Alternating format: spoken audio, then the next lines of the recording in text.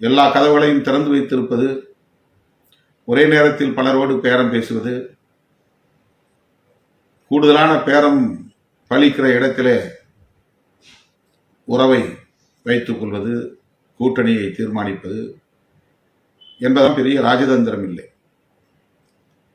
அது சுயநலம் சார்ந்த சந்தர்ப்பவாத ஒரு அரசியல்.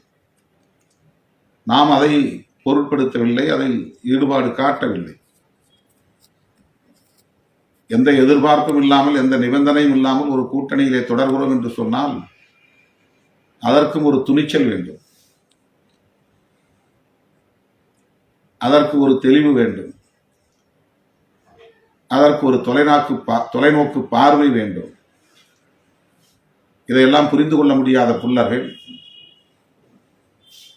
அற்பர்கள், வாய் புளித்ததோ மாங்காய் புளித்ததோ என்கிற வகையில் நமக்கு எதிரான அவதூறுகளை தொடர்ந்து பரப்பி வருகிறார்கள். விடுதலை சிறுத்தைகள் கட்சி பிற அரசியல் கட்சிகள் போல் இல்லாமல் ஒரு முன்மாதிரியாக இயங்கக்கூடிய அரசியல் கட்சி என்பதை காலம் சுட்டிக்காட்டி வருகிறது, தொடர்ந்து அதை உறுதிப்படுத்தும். ஆகவே யார் என்ன சொன்னாலும் எதை சொன்னாலும் அதற்கு எதிர்வினையாற்றுகிறோம் என்கிற பெயரில் தோழர்கள் ஏதேனும் கருத்தை சொல்லி